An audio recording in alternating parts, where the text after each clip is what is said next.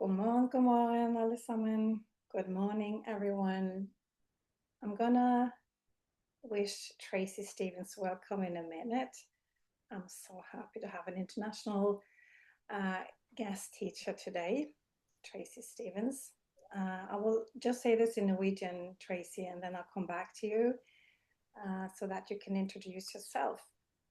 For Tracey Stavens, hun er altså grunnleggeren av Root Cause Practice, og dette er en transformerende tilnærming som hjelper folk med å avdekke de emosjonelle og energetiske, altså årsaken til disse fysiske symptomene som de fleste av oss har i kroppen vår. Og med over 30 års erfaring i helsebransjen på tvers av både den vestlige og østlige medisinske tradisjonen, så har Tracey utviklet en metode som bygger en liten bro mellom vitenskap og det spirituelle, og den emosjonelle bevisstheten som vi også jobber med i medlemsportalen. Og arbeidet fokuserer jo på det å avdekke disse ubevisste mønstrene som ligger bakenfor overbevisninger, beskyttende overbevisninger som ofte ligger under sykdom og smerte. Og hun veileder jo enkeltpersoner og utøvere til å møte kroppen med medfølelse, sånn som vi gjør her i dette arbeidet vi driver, så at du kan få en innsikt og se det som har vært skjult. So, Tracey, warm welcome to you. I'm so happy that you were able to join us live today in my membership portal. I'm really, really happy that you are here with us today. And I'm so lucky that I have experienced some of your work through some of your workshops, an online program, and also being in your hot seat in one of your workshops, taking me through this process to dive inside to find root causes and things I needed to work deeper with. So I would like you to introduce yourself, and we will come with questions. The people who have questions, they can ask questions. I have some questions, and then this session will just be as it's supposed to be. So welcome to you, Tracey. Thank you, Sol, and thank you for inviting me. And I'm so sorry that I don't speak Norwegian because it sounds so eloquent, that language. So yes, my name's Tracey, and I started out my career in the National Health Service in the UK, worked in Western medicine for a while, got very disillusioned with Western medicine, and retrained as an acupuncturist.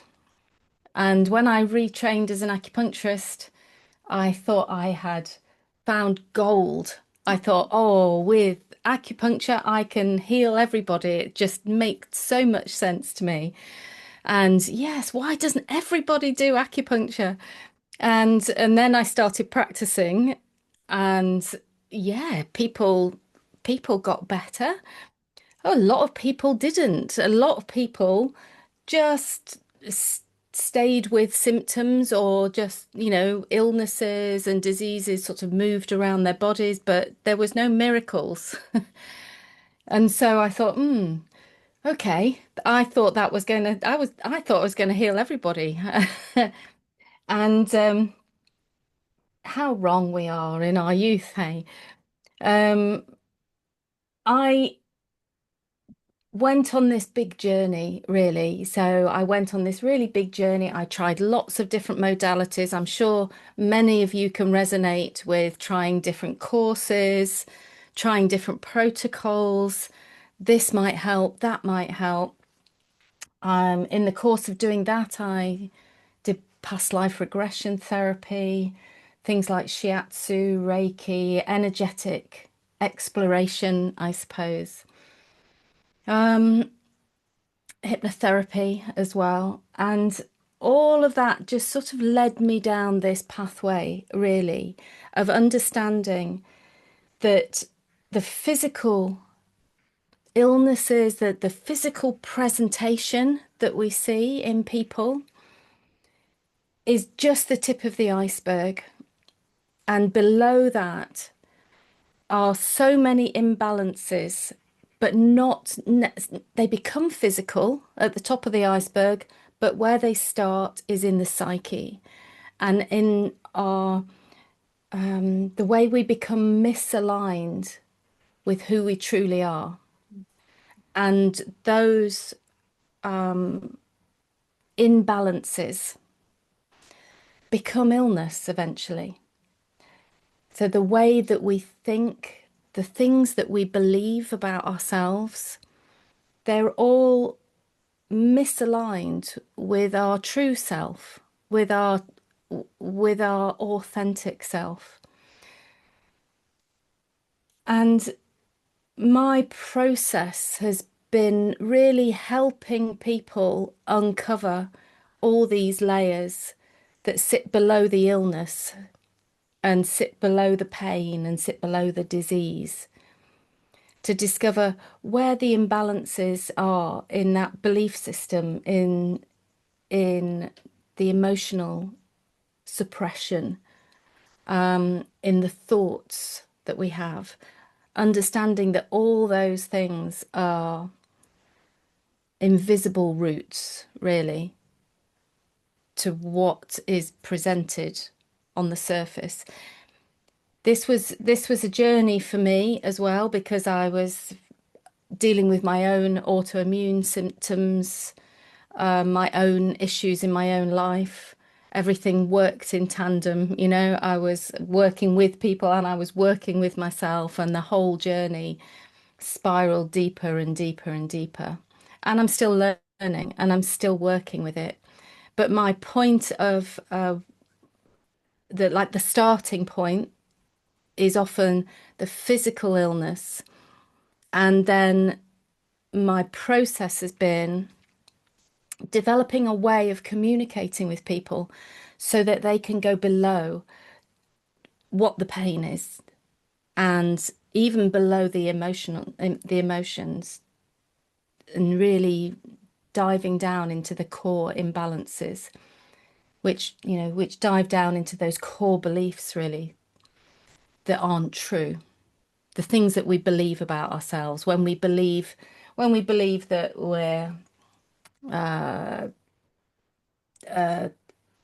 believe we're no good at something, when we believe that we are always getting things wrong, that we are, oh gosh, that we don't look good, or we don't like the way that we do things, and why do I always do things like this? It's getting below all of that to really unpick what those beliefs and what that there's a pattern of thinking that goes on, that is so incongruent with who we actually are, that it just creates this sort of split from that our essential being. And this whole process is not just physical, not just cognitive, not just emotional, it's spiritual as well. It goes back to, the real soul work. Mm. Essentially, it's just taken me deeper and deeper and deeper. Um, so that's the that's the essence of what I do. So I teach practitioners to so they can work and ask the right questions and hold space for people in their practices, whatever their practices are. I believe that this work and this way of questioning and being in presence with somebody can enhance any practice, but also with people personally. And I'm still growing, I'm still developing. I still want to develop a personal healing program for those who are on a personal journey.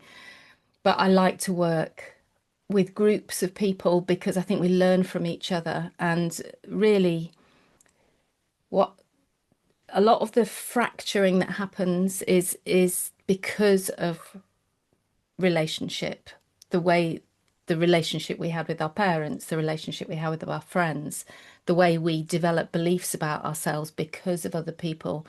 So there's a lot of healing actually in groups when people are saying, you're not that, you're beautiful, you're strong, you're such a kind person, when you've got all the opposite thoughts that have been thrown at you over the years. Yeah, does that sum it up enough for you, Sol? Yes, Is there anything? it's the same philosophy as I have developed and, and also experienced with myself, working with my issues through my life journey. And also, I know that all of the members also have been through their journey. So this is really speaking to me. I can also say that I was also trying sessions with one of your students, and I can just tell the story about what happened through the method that I've been learning from you. Is that I was recently moving, and before that, I had lots of pain in my back, and I know my body so well that I knew it wasn't physical muscle tensions, it was something else, it was something deeper. So no matter how many somatics exercises I did, it didn't let go. So I had these sessions, and we went back to actually my childhood when I was a little girl, and the way I had experienced some situations in that part of my life, and it got really deep, and it was very emotional meeting the little girl and working through that. And the next day the pain was gone, and I haven't had it since, and now it's 4 months ago. So I know that this work is really deep. So it's amazing what can be underneath the symptoms, but we can use the symptoms as a doorway into what's beneath. So I love your work. Thank you. Yes, and the symptoms are what I encourage people to look at and describe, not the diagnosis.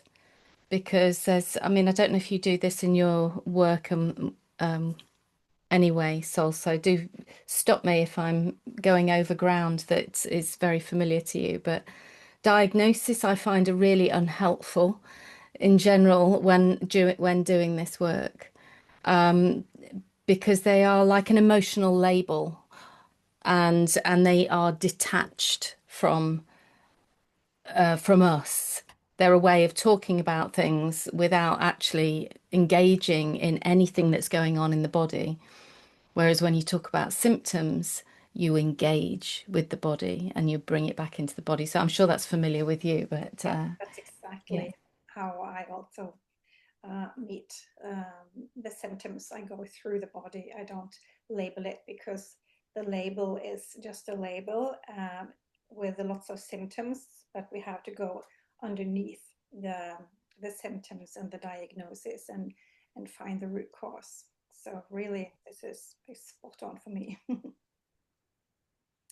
So I really want this to be a dialogue between the participants here. So if you have any questions to Tracey, you just ask it in the chat.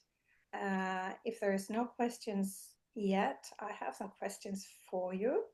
But it's really nice to have a dialogue with your group. Så anyone har dere spørsmål til Tracey?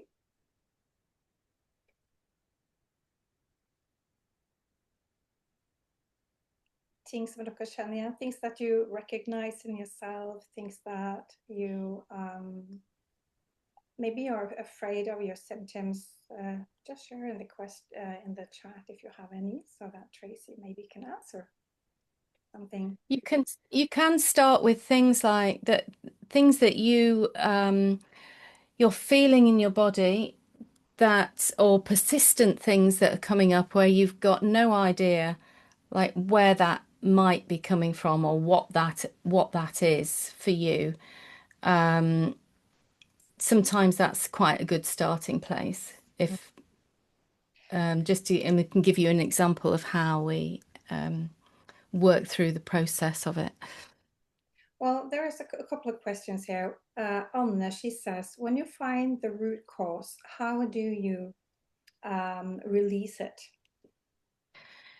Well, finding it is the process because there's so many layers.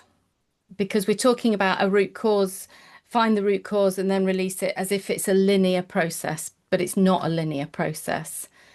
And also, it's not me that releases it or the practitioner that releases it. It's the person that that's the only one that can release it. And we only really release by changing a belief about it. So it can be deep work. I can give you, would you like me to give you an example? I can tell you a little story about myself, which might help make this a bit clearer. Um, so in 2017, I left my marriage of 30 years and there was, I don't know, something snapped inside of me and I just knew I couldn't stay in that house any longer. As much as I love my husband and my children were mostly grown up, I had one 17-year-old, my youngest, left at home at that point.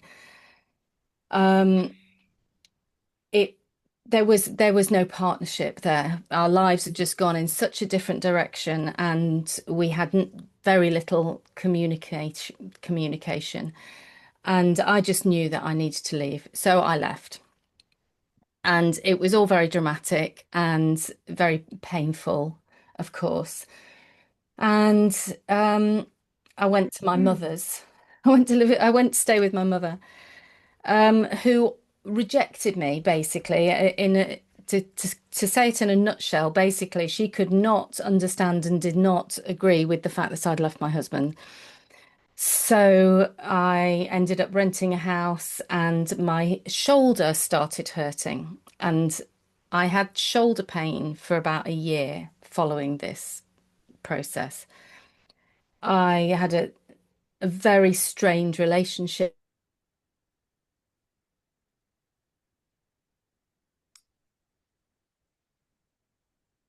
Og mens jeg venter på at Tracy kommer på igjen, i forhold til det med symptomer, hvor mange her inne er det som er vant med å fokusere på symptomet og prøve å fikse selve symptomet? Det er liksom, ja. Og det er jo sånn som er sånn den vanlige tilnærmingen, at vi får et symptom, vi går og sjekker symptomer, vi har fokus på symptomer, og så skal vi fikse symptomer, uten å se helhetlig på disse symptomene. Hva er det som ligger bakenfor? Hva er det som er grunnen til at disse symptomene banker på? Hva er det som kan være som gjør at kroppen trenger å lage symptomer for at vi skal høre etter? Så i forhold til symptomene, hvilke tanker har dere om deres egne symptomer? Dømmer du symptomene dine? Er du redd de? Tenker du det må være noe galt med deg? Tenker du at du kommer aldri til å få det bedre? Skal det alltid være sånn? Og nå snakker jeg til alle, så bare del i chatten hvis dere kjenner dere igjen i noen av de tankene.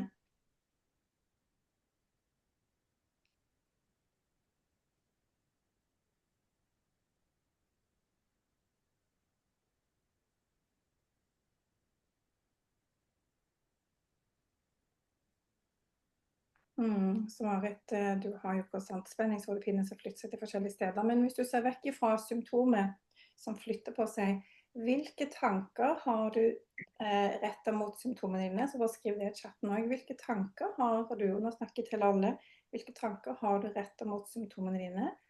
Og eventuelt hvilke følelser er der til symptomene? Nå kommer Tracy tilbake. Ja, så Marianne har vært redd for symptomene sine. Og Anne også, ved nye symptomer tenker ofte at det ikke vil gå over. Så det kommer til disse overbevisningene som Tracy snakket om. Trude tenker at alle symptomene mine er på grunn av at kroppen vil si noe. Jeg har en tendens til å stresse og spenne kroppen, ja, og har et påskrudd nervesystem. Tracy, now you're back. Welcome back. Thank you. Sorry, my internet's so bad at the moment. So I was just actually talking about the thoughts and emotions we have around symptoms. But now we will continue where you uh, were lost, and then we can go back into where we were in the thread. Okay, yeah. Um, well, I'm just going to try and cut that short so I can get to the end of the story before my internet cuts out again. I think basically what the story was that in this moment in meditation that I was suddenly able to see clearly that I had taken on all the responsibility for how my mother felt, my family felt, how everyone felt about me leaving. And I hadn't, and I was sitting under the weight of the grief of all of that rather than in the place of I've done something for myself here, and this is an amazing thing that I've done. I've managed to change my life, and I was believing that I needed everyone else to support me in that. I mean, there were people that supported me, and there were people that said, you need to just let that go, but you can't do it until you know that you know it. You can't, I couldn't see that I was taking on this responsibility and that I had been taking responsibility on for how my mother felt about me my whole life. It had been my whole life. I'd been absorbing her stuff, really, her grief, her judgment, everything. And in that moment when I saw that I didn't need to anymore hold on to her emotions about what I'd done. It was actually nothing to do with her. It was to do with me. And I couldn't make her support me. The the weight of the weight of that responsibility just left. And it was just one of those moments that felt really profound. And I was on my own and I was weeping and I was, and a week later my shoulder pain was gone and I got full range of movement back. And that was speaking to this idea of, well, what do you do to release it?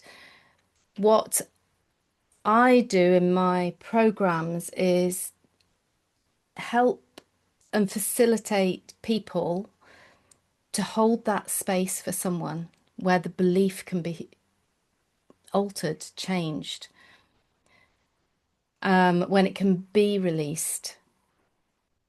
So when Sol was talking earlier about the experience of the back pain, she was taken into a place that probably felt quite emotional.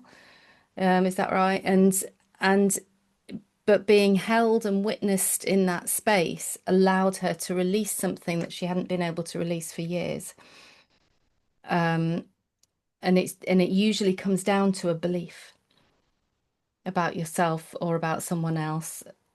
And so that's how we release it. But in the training I do, the practitioners have to be able to go to that space themselves and experience it so that in order to be an amazing practitioner and able to do that for someone else. I always say you can't take anybody anywhere you haven't been yourself. So I don't know if that answers your question because it's not a straight line. There is no protocol apart from being with somebody and being in that space with them, being able to hold the emotion that comes up. It's all presence. And it's so beautiful and it's so spiritual and it's so amazing to be held in that space, to be enabled to release something. That's why I think, we really heal in relationship with each other. It's really hard to do that on your own. I mean, that was just one example of where I was in a meditation. Prior to that, people had been trying to help me or say things or, the work I'd done. But none of it sort of landed until that moment. And that's sometimes the case, isn't it? It happens when it happens, and it's a sort of divine timing to everything. Yeah, That's so does true. that? It seems like when we have had enough of the pain, then we get ready to really go in and work with it. Unless we are ready, we cannot heal. Mm. Jeg frøs videoen, beklager, men det er kanskje også mye med det. Jeg bare går litt inn i chatten, så får vi bare hoppe litt frem og tilbake. Men det som Tracey snakker om, det er jo i forhold til det med å gå inn i seg selv når vi er klar. Vi kan jo gjøre veldig mange ting for å få det bedre. Sant? Vi kan jo gjøre somatics-øvelser, vi kan gå i terapi, men vi gjør jo ikke disse tingene før vi er klar, før vi har fått nok av den smerten som vi har vært på, enten det er emosjonelt eller fysisk. Og ofte så går vi og holder på ting fordi at vi er så redde for enten at vi selv skal falle fra hverandre, eller at livet skal falle fra hverandre. Men jo mer vi holder fast på det som vi egentlig ikke tør å slippe tak i, jo sterkere vil det banke på. Men la oss gå litt tilbake igjen til det som er disse her tankene, de begrensende tankene som kan fyre opp under. Det vil liksom helle litt bensin på bålet hele tiden, hvis vi kan forenkle den. Skal vi se hva det var i chatten her. Trude, du tenker at alle symptomene mine er på grunn av at kroppen vil si noe, og det er riktig. Jeg har en tendens til å stresse og spenne kroppen, og har et påskrudd nervesystem. Og det er jo så sant det som du sier, at symptomene er da for kroppen prøver å si noe. Og da er det hvordan kan du møte det? Hvordan kan du møte de symptomene som er i kroppen din? Hvordan kan du hjelpe kroppen å få ha en stemme? Og det er da det som Tracey sa, at vi kan ikke gjøre dette arbeidet alene, for vi kan ikke speile oss selv. Vi kan ikke være den som stiller de gode spørsmålene til oss selv, som tar oss inn i det som vi trenger å møte. Og der vil det jo være, enten det å jobbe i grupper eller jobbe en til en, vil det være veldig viktig da. Fordi da kan du bruke symptomer i gåsetegn, for det er bare merkelapp, for å gå inn, la det være døråpneren der som symptomene sitter i kroppen. Gå inn med skannere, sånn dette er jo prosessen som vi kan gå inn og skanne og bli kjent med det og føle det og møte det, snakke med det. Ofte er det knyttet til minner, der ligger mye følelser, og ofte er det knyttet til yngre deler av oss selv. Og når vi da kan møte den delen av oss selv som har stått fast veldig lenge, kanskje ikke fått hatt en stemme, sånn symptomene ofte er knyttet til yngre deler av oss selv, som ikke har fått hatt en stemme, så trenger vi å jobbe også med deler av oss, med følelsene våre, med disse tankene og overbevisningene som vi har. Og jobbe fysisk med kroppen, for det ligger jo symptomene fysisk i kroppen også. Kroppen må være med. Og det er derfor dette ikke er en sånn lineær reise. Det går sånn. Men etter hvert så går det jo rette veien, men det kan være en berg-og-dal-bane. Så det er jo kjempefint, Trude, at du er bevisst på at symptomene er det av en grunn. Av og til så kan det hjelpe å skrive, men det likevel er vanskelig å gjøre alt på egen hånd. Eli, du skriver at du både er redd for symptomer, og at jeg hater de og kroppen på grunn av symptomene. Det skjønner jeg veldig godt. Og det kjenner jeg meg veldig igjen i. Jeg har vært veldig sint på kroppen min når jeg var ute av arbeidslivet i 5 år på grunn av utmattelse og kroniske smerter. Så var jeg veldig sint på kroppen min. Jeg følte den sviktet meg. Jeg dømte den veldig, og tankene mine gjorde at til syvende og sist så tørde jeg ikke å gjøre noen ting. Jeg ble liggende på sofaen. Og da ble det sånn at bare det å sette på en vaskemaskin med klær var nok til å ligge der. når jeg så andre kunne gå tur, eller de løp ut forbi stuevinduet mitt, eller de var ute med trilla barnevogner, så var jeg sjalu og misunnelig og sint fordi at jeg også hadde jo kunnet gjort det og ville tilbake dit. Men når vi dømmer oss selv, når vi er sinte på kroppen vår, når vi føler at kroppen svikter oss, så er det jo fordi det er en del av oss som trenger å bli hørt, møtt og sett og holdt plass til. Men det er vanskelig å gjøre det alene.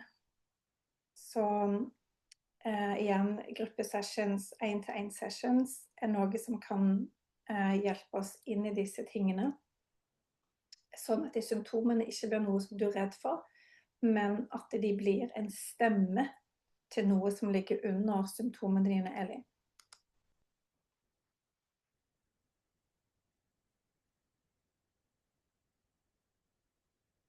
So welcome back, Tracey. Can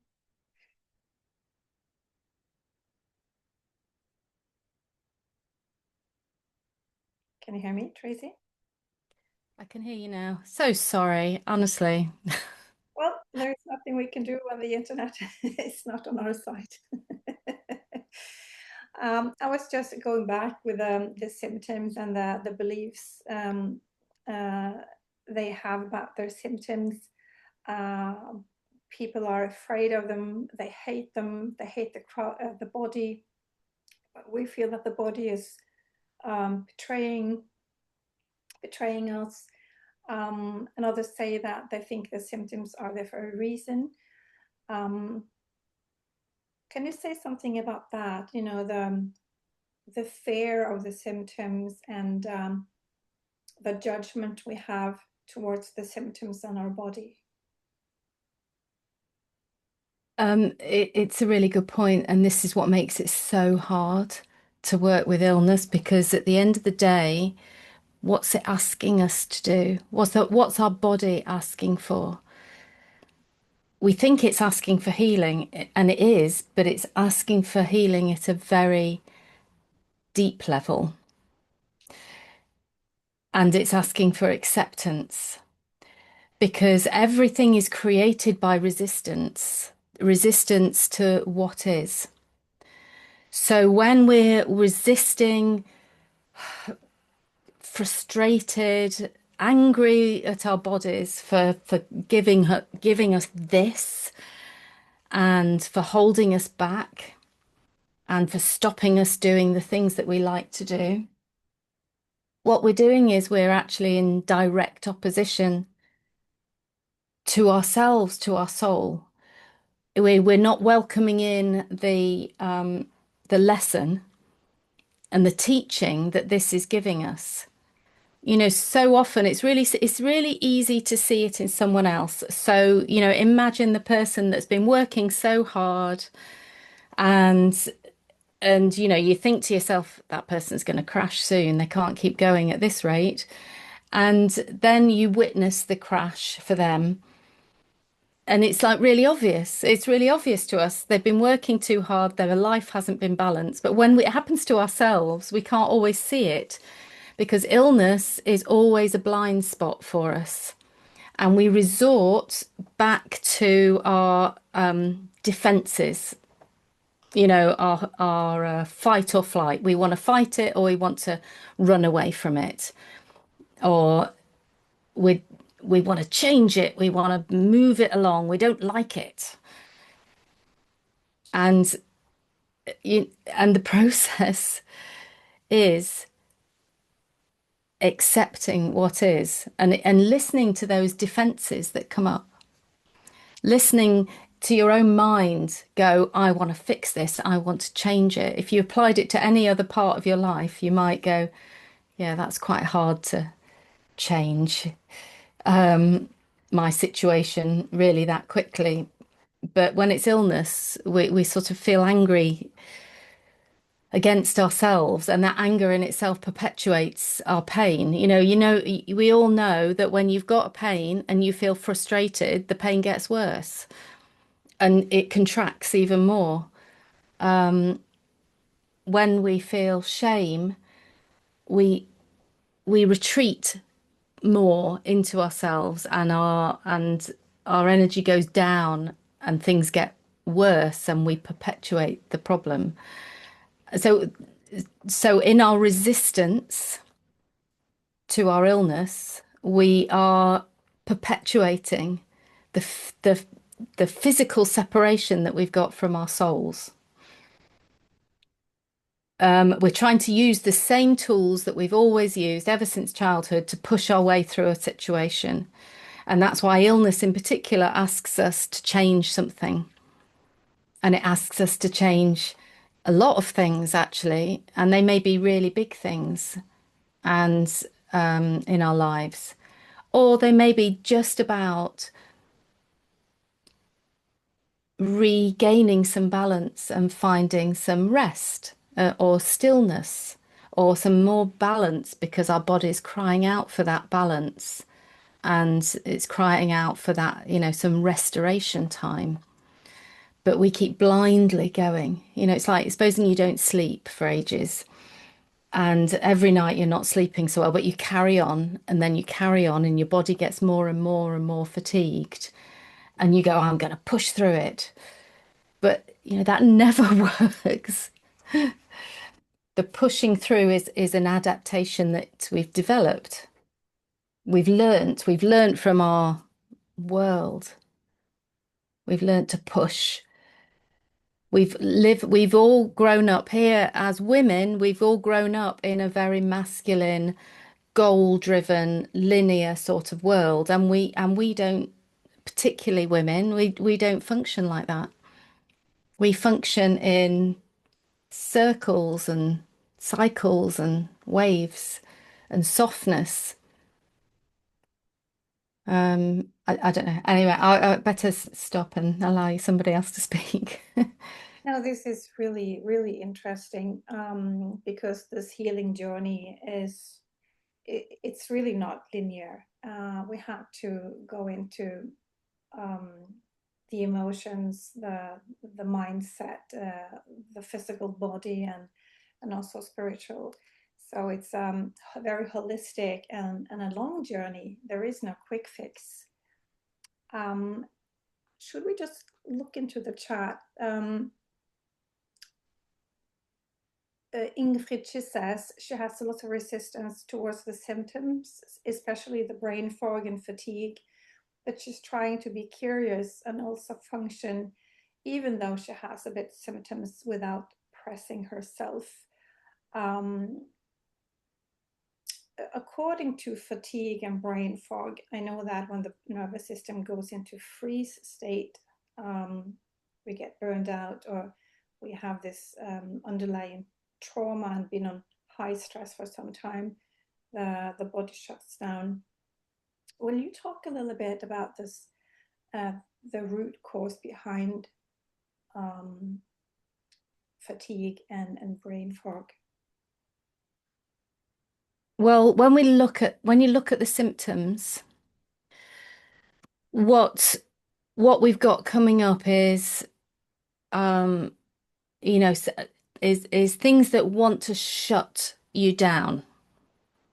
So brain fog wants you to stop thinking, it blurs everything. It blurs clear thinking, doesn't it?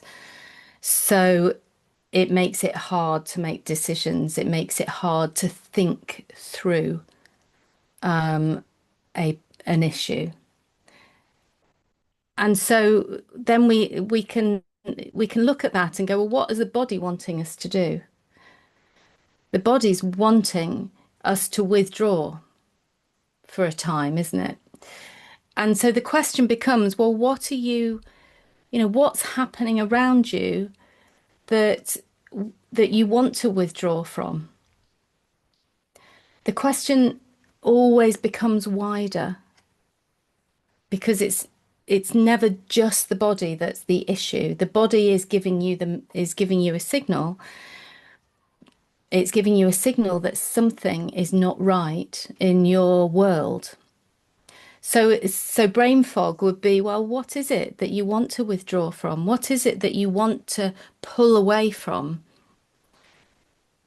Fatigue's the same, it's you could say with fatigue, well, where's the joy in your life? What's missing?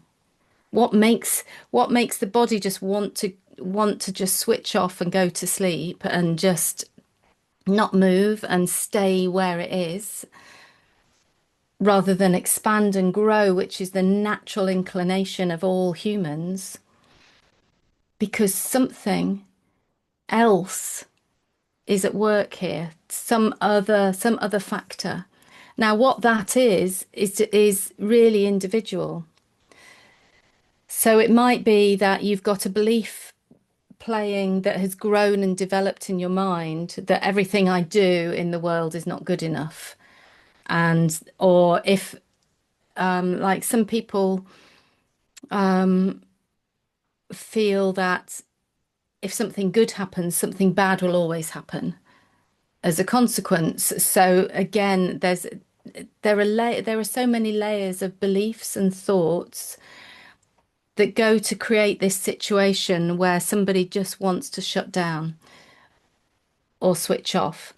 And when you're in that space, one of the good self-inquiry questions to ask yourself is, not only what do I want to withdraw from or who do I want to withdraw from, um,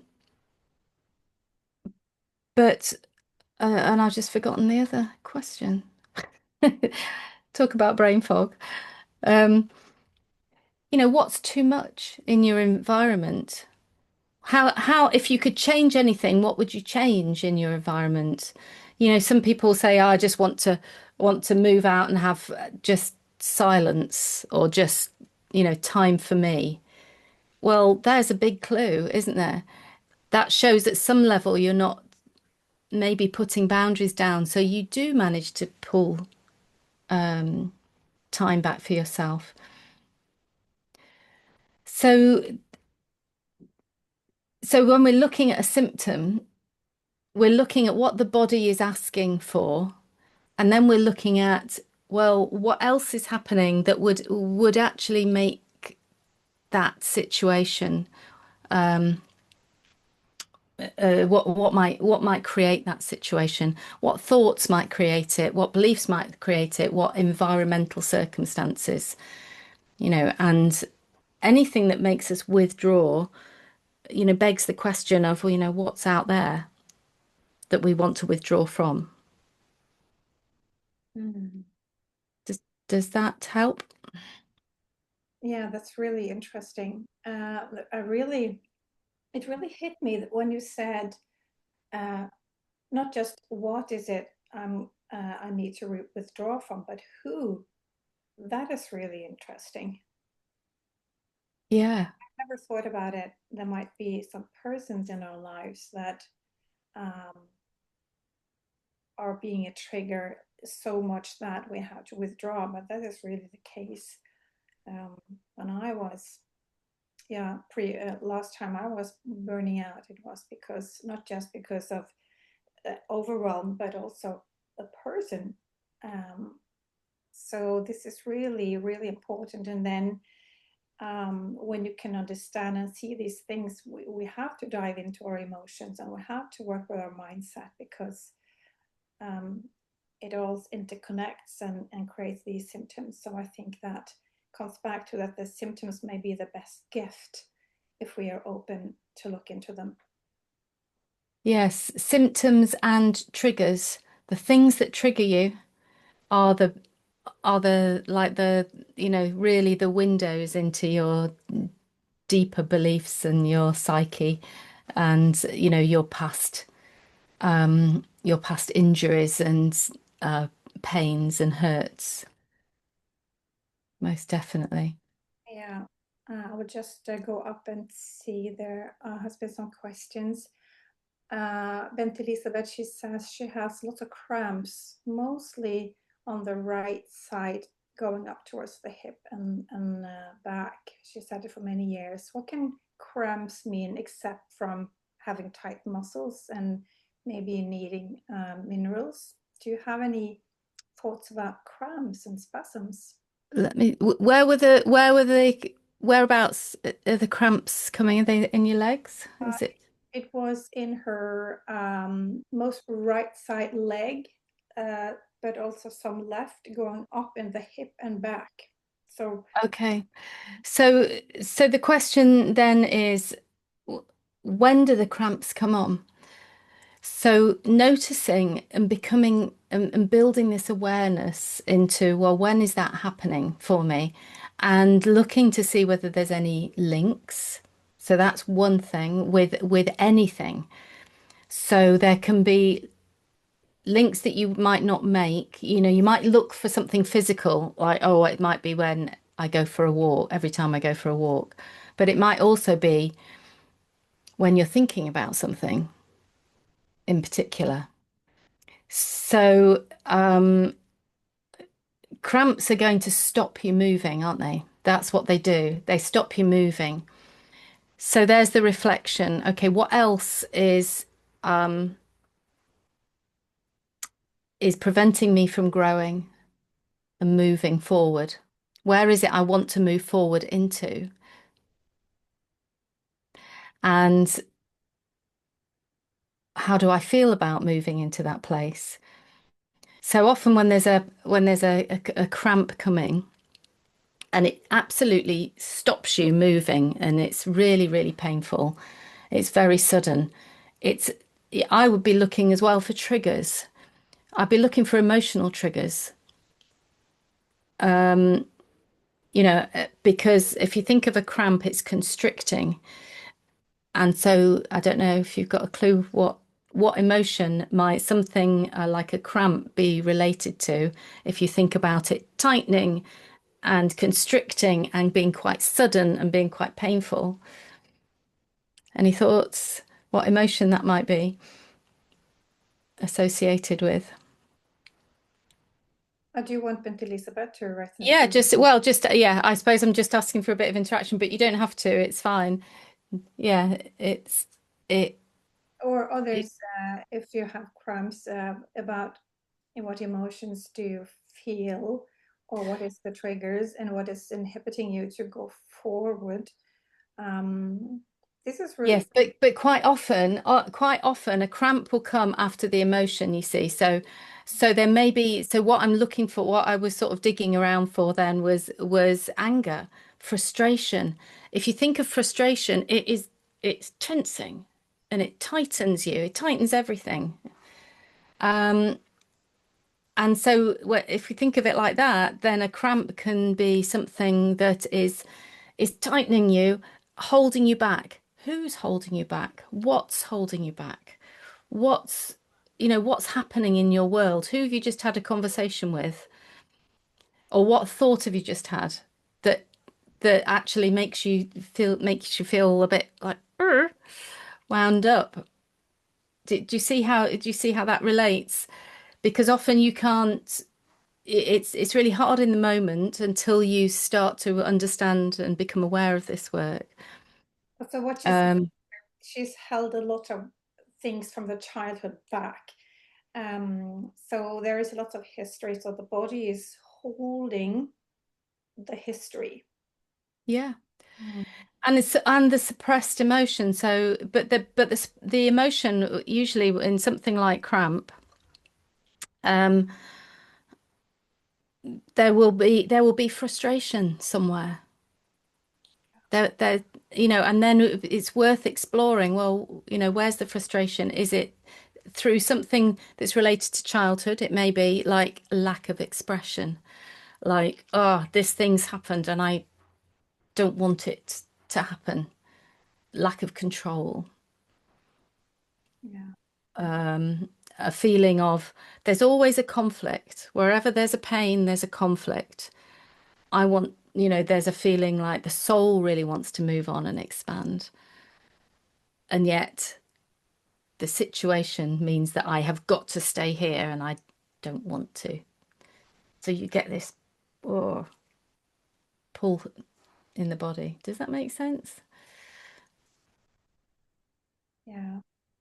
To me, it makes really sense, and I think also, since you said that this was a childhood, yeah, with really, strict parents, and So yeah, maybe not having a voice, maybe not being able to express emotions, being heard, see it. Yeah. Mm. Yeah. That's often what it comes down to. Yeah.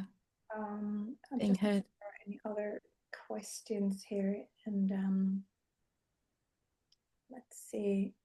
So Anna, she says her main problem is her back and glute, but she also has pain other places. When the knees hurt, she's getting stressed and afraid that it's going to last for quite some time. Do you have any thoughts around back pain, glute pain? They're often connected. Yeah. So, and if I just wanted to come back to the right-sided thing as well. There is often a relationship there. I wouldn't say that it's um, what I would encourage people to do is not to necessarily draw a straight line between this and that, but there is a tendency for right-sided pain to be more about the doing in your life as opposed to the being in your life. And right-sided is more masculine, and the left side is more feminine. So it's just about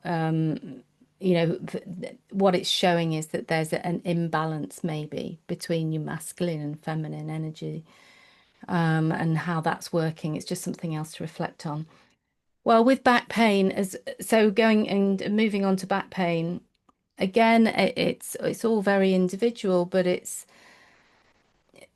what I do tend to do is encourage people to talk about the symptoms, as in how do the symptoms feel, rather than it just being back pain. You know, what if you were to paint a picture of that pain, what does it look like? Because back pain can be dull, achy, or ever present, or it can be sudden and spasmy, or it can be very sort of like sciatic in nature, so it can go all the way down into your hip and the back of your leg. So each way that we talk about a symptom um, is going to be slightly different. But if we're talking in general, there's this idea that, well, what's holding me back? It's another muscle tension, a bit like the cramping, that is suggesting there's frustration or fear. Sometimes it's often related to fear, back pain. It's in Chinese medicine, it's all to do with the kidney energy, which is injured by fear. Um, but there is not often fear and this feeling of being held. I can't, again, I can't move forward. I can't flex. I can't, um, I don't want to change. I don't want to move forward sometimes. But it can be fear and worry as well, just depending on the situation and the type of pain. In general, the more acute pain, the more likely it is to be related to something that's just happened. It's just a trigger. That doesn't, it will be connected to something in childhood as well. But when you get it acutely, it's quite often something has just sparked up this defense in our system, if that makes sense. Um, yes. Do you want me to say any more about that? Really good. And I have another question from Annelien. She says, are there any special emotions connected to the left side shoulder? Yes. So, left-sided shoulder pain it can be connected to mother or mothering. It's very heart related. So it can be more to do with loss, and this sort of heavy responsibility, if you like. Whereas right-sided shoulder pain tends to be much more to do with doing and not wanting to do. That's been my experience of looking at that. But left-sided tends to be more grief related. If you think the heart is more on the left side, um, there's there's more of a heaviness that goes with left-sided shoulder pain and grief and heart-related sadness, loss, then the right side tends to be a bit more angry and a bit more, oh, I'm doing stuff I don't want to do. Does that make sense?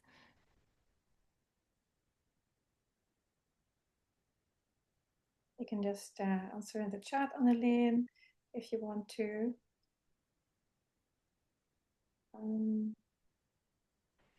So it's really interesting that even shoulder pain are connected to emotions, and also different emotions depending on which side. So it's really, really interesting that the language of the body. And then we see how important it is to focus on the symptoms as a doorway or pathway into emotions and things that has been triggering. Yes, she says it's giving meaning.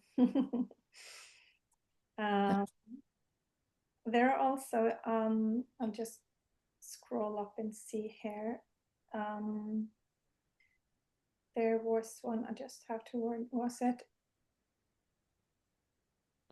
Lots of questions here. Yeah, so there's one, Shanti. She says she's got this, I don't know what you call this, the skin, a periodontitis, you know, the skin above the teeth. I don't know what the name is, but she's wondering what is the root cause behind tooth issues, not the tooth, but Jaw? not the jaw, but inside, you know, this. Gum? Gum, yeah. That's it. Yeah, having issues with the gum, and she's afraid that it's going to get worse. Would you tell something about that? What's Well, playing? the fear that it's going to get worse is that's the real the heart of the matter really is work with the fear because you're already projecting into the future at that point. So where we put our energy, no, I forget that. Where we put our attention, the energy flows. So if that's the future you want, then keep thinking that way. So that's the I would really work with the fear because there's the gum, I suppose, if we just think about what it is, it's the bedding in, isn't it, for those teeth? It's the it's the it's the bed in which our foundations sit. I always think of bones and teeth like these are really our structural foundations, which makes me think of how we grew up and what are our foundations in our lives, not only now, but where we come from, where we came from. So it's almost like the foundations are being shaken. So there's the question really is like, are your foundations shifting, changing? Is something happening in your life? Is reflect on what's happening in your life that may reflect this shift in foundations. That's probably the best way I can answer that. But the fear that it's going to get worse is based on what? So where do we learn, all of us, where do we learn that things will get worse? How do we get programmed into that fear? There's so much out there that doctors will tell us, for example, like this is the way a disease progresses. This is your age, so things are bound to get worse. And each time someone says that to you, they're programming you. I always think of doctors like hypnotists. They're telling you what's going to happen, and therefore that becomes a prophecy for us because we tend to believe people who are in authority. So we get into this habit of believing bad things are going to happen. Well, what if the gums don't get worse? What if you start oil pulling with coconut oil and everything gets better? That's where we can use our will and our own minds to shift this pattern, because I have no doubt that most of us do this. We think about the worst case scenario, but what if we actively and very carefully with awareness change those thoughts and go, okay, I hear that voice in my head, but I'm not going to listen to that.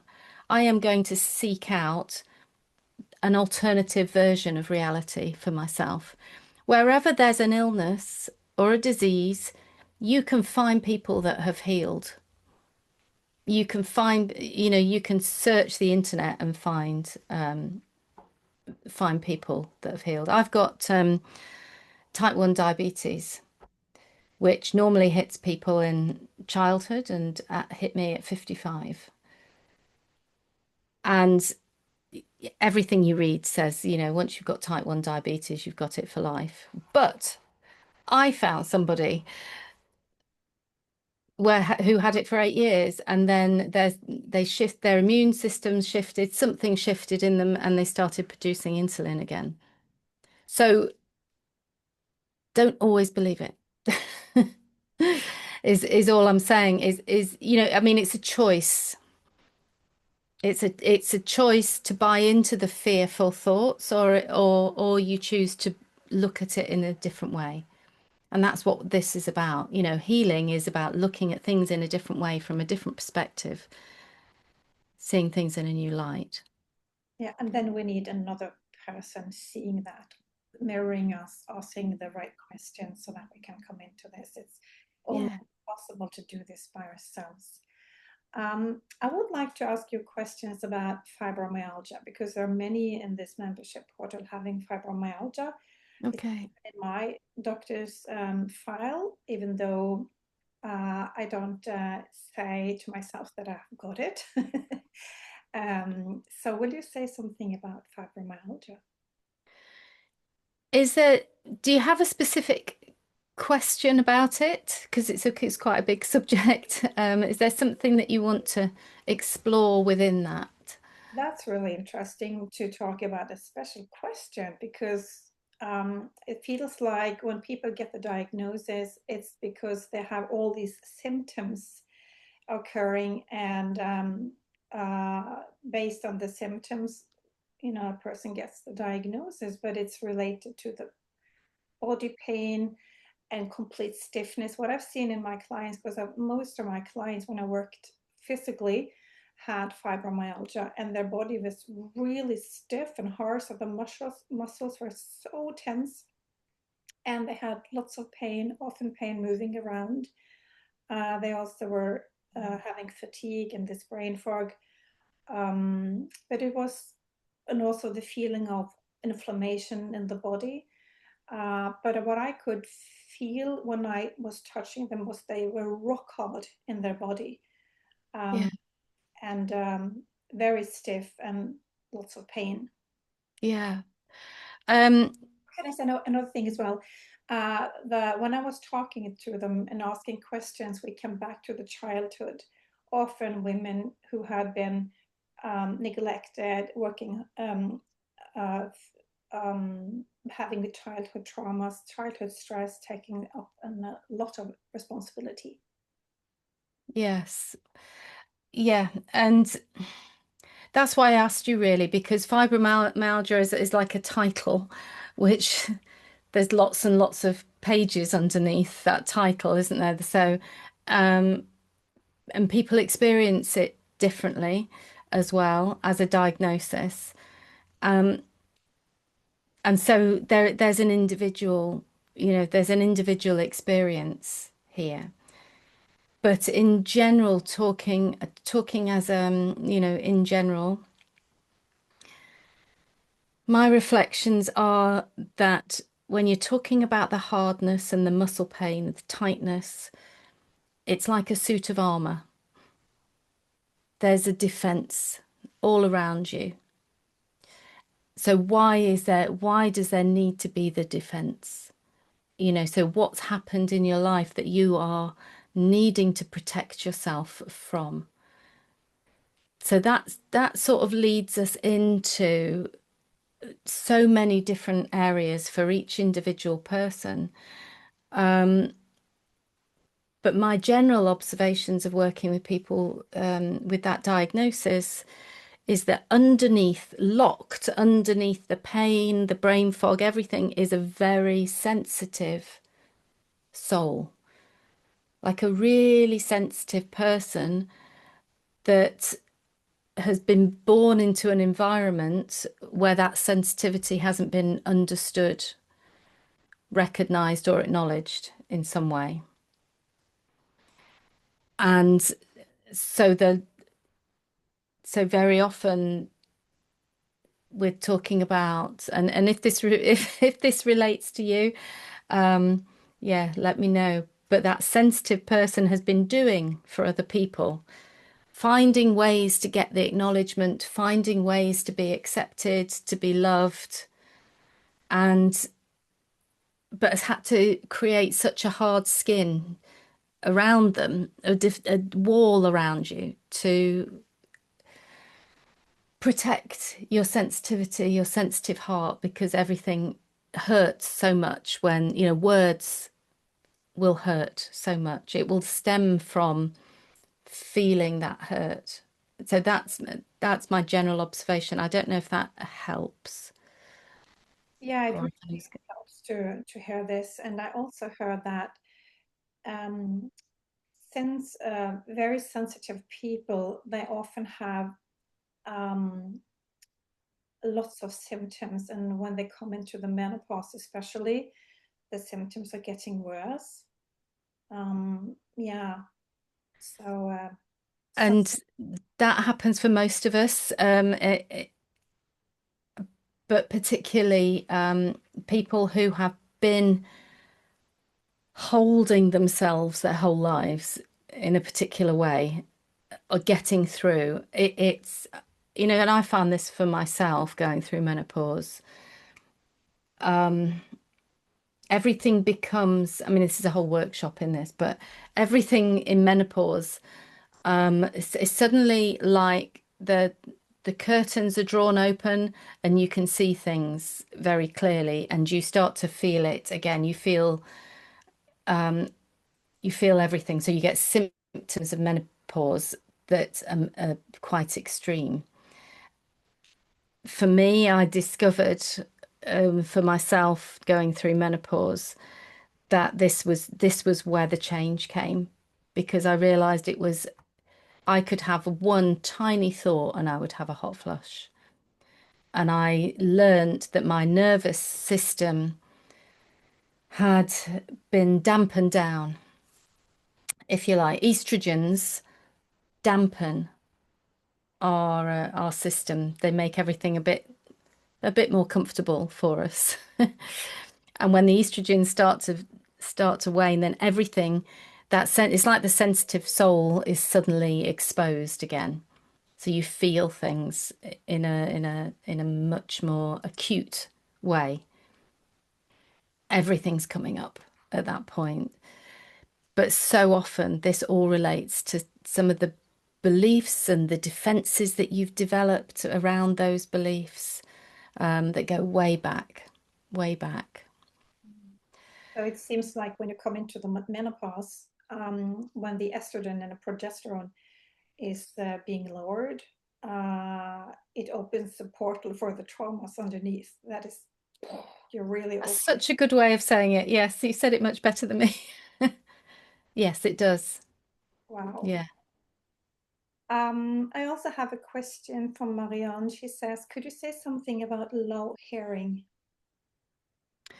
So anything to do with senses, vision, hearing, um, whenever it's dampened down from the environment. So if we're not hearing the environment around us so well, if we're not seeing the environment around us so well. It's drawing us inward because it's a bit like we were talking about earlier. It's sort of shutting you off. Um, and I always think with senses, it's like senses are overloaded in some ways. So you could ask, what is it you don't want to hear? But it's hard to answer that question because, how can you know what it is that you don't want to hear? Um, but it comes back into that idea of withdrawing back inwards and looking within and bringing awareness to what's inside of you. Because what's inside of you is where everything happens, where the healing is as well. And the more aware we are of what's going on inside of us, and the less distracted we are by our environments, then the more able we are to find that healing, to find the wholeness of who we are, if that makes sense. So yes, it's that drawing inwards again. It's like shutting out the environment and bringing you in. So you have to look at different things. Really interesting. Any other questions for Tracey?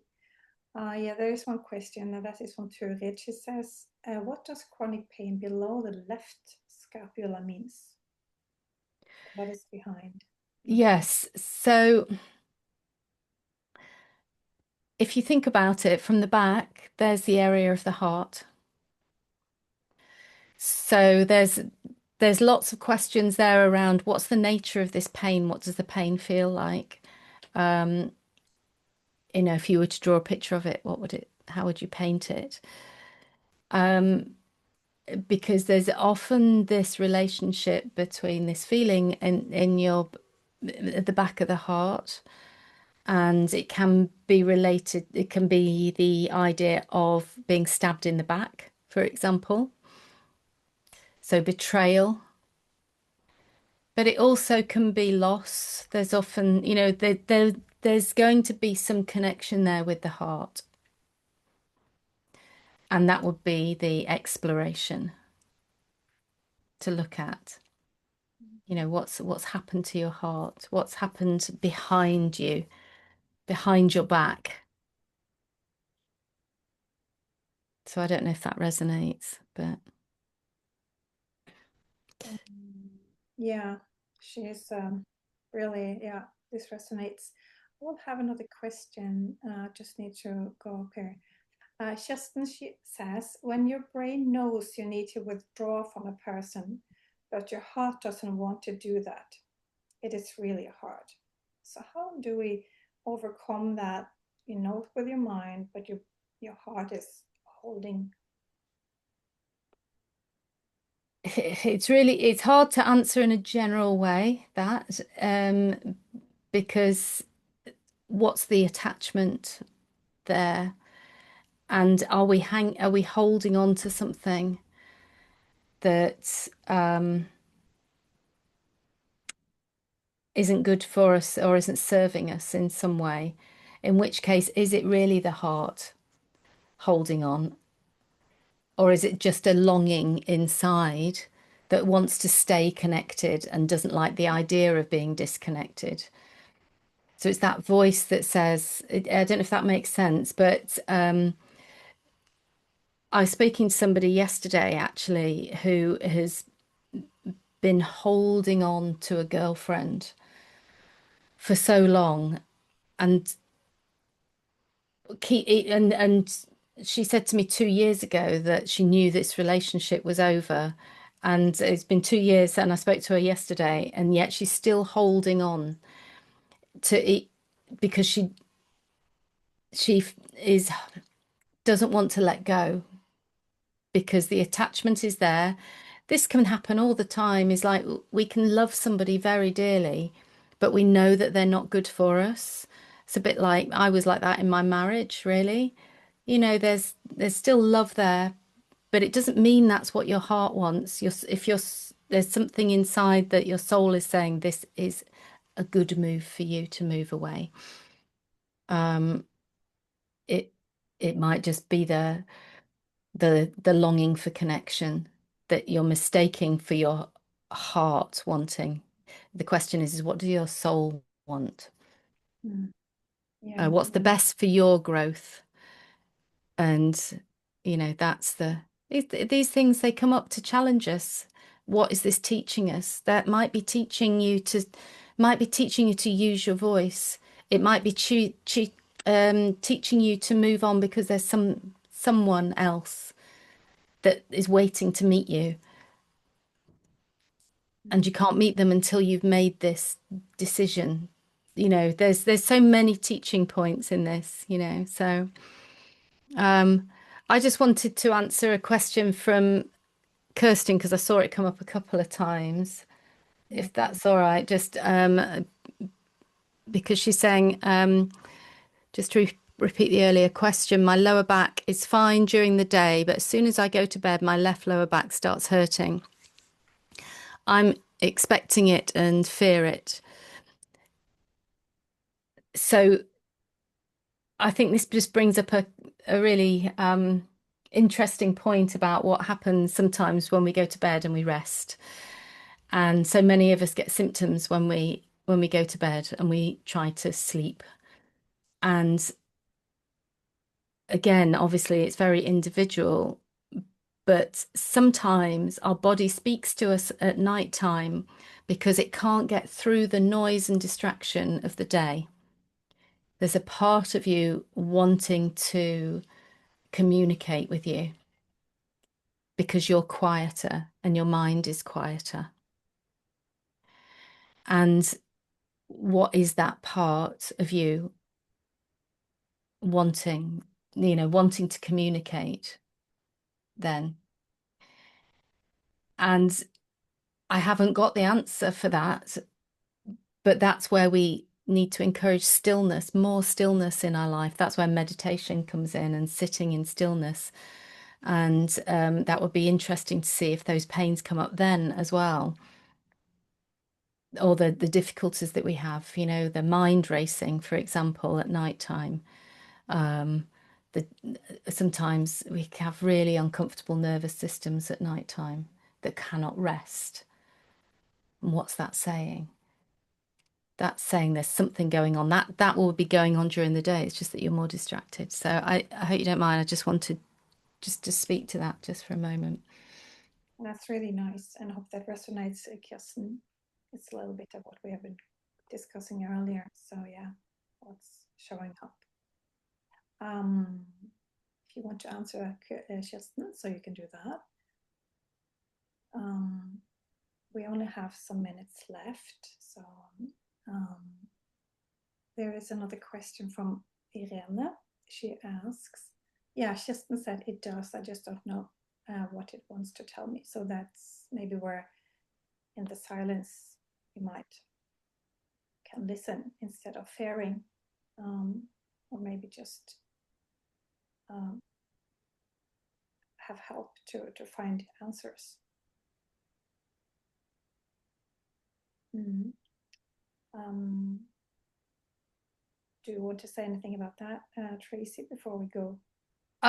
Well, the thing that came to me was that in my programs, in the practitioner training programs, when people get to the advanced level, they are always looking for volunteers to work with. So if any of you want to have an RCP session with one of our training practitioners, then you are most welcome. I've got a link to put your name on the list if you want that. I don't know, I'm not sure that we've got any Norwegians, anybody Norwegian speaking, so that might hinder us a little bit. If we have got quite a few people who speak English as their second language, but I'd have to check whether anyone speaks Norwegian. But that option is there for you if you wanted to just explore a session, have a free session, like Sol was talking about as well. Yeah, that option's open to you. I'll give the link to you, Sol, and then you can pass it on to your members. Yeah, I will put it into the recordings in the membership portal so they can go in and look into that. So that's really nice. I would like to have just a couple of more questions before we end, and you can share where they can find you. Irene asks, what is the root cause behind fingers and arms on the left side? I know that she has had numb fingers on the left side and pain in the shoulder and arm. So would you tell about what can be the cause under the left Well, side? there's a couple of things that would need exploring here. So whenever we've got numbness, we've got withdrawal. We've got again another withdrawal. I always think of circulation problems as well as being like I'm withdrawing in my essence instead of being out here. It's coming in, the essence of who I am. So it would be, questions around that. There may be issues with control. So it's like, how does that numbness affect you day to day? What does it stop you doing? This goes for any physical thing, what does it stop you doing? And what does that say about that? So yeah, so fingers are often about that fine control. They're often about holding on to things, not wanting things to change, for example, wanting to stay in control. So yes, there's issues around that. And if you're looking at the root cause with that, there's fear. Fear that I'm out of control, fear that I can't put myself out there and share myself with the world, because if I do, something will happen. Yeah, so there's also that issue with the shoulder, you need your shoulder to reach out. So again, are you holding in? Yeah, I don't know if that helps. Um, yeah, if you want to write something in a chat, Irene, you can do that. There was just a question about Annes asked, are there any literature that describes all these different connections between the body parts and emotions that can be connected? There are books out there. There are many books actually out there. There's somebody called Yvette Rose. Some of you may have heard of her. She's got a huge book of conditions and things. Oh gosh, somebody called Deb Shapiro as well. Um, I've probably got that somewhere. I mean, I've got so many different books, but a lot of them are out of print now. But um, if you search metaphysical or meanings of illness, that sort of idea, or that those sorts of books will probably come up for you. I haven't written one, I'm afraid. But I have got an emotional anatomy library which you can tap into if you want to. But my Instagram is also full of all of that work too. So Yeah, so your Instagram account is Thehealingpoint, and you have so many nice videos or posts with all these magical art pieces that you have written with all these wonderful texts. So I shared that for the members when I wrote the thank you. letters for them. Is there anything you would like to say to the members or share before we end the session? Um, Where can they going, go on. Yeah, and where can they find you? Um, so you can find, well, I think you'll give everybody the links, won't you?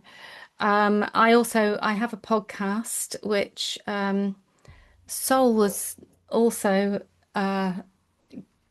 came to be interviewed. Well, it's not an interview, it's a conversations.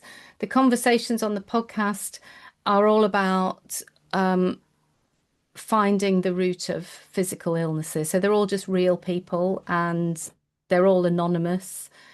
But you will hear the process in those conversations of unlocking where, you know, the physical taking somebody from their physical issue into, you know, what's below that.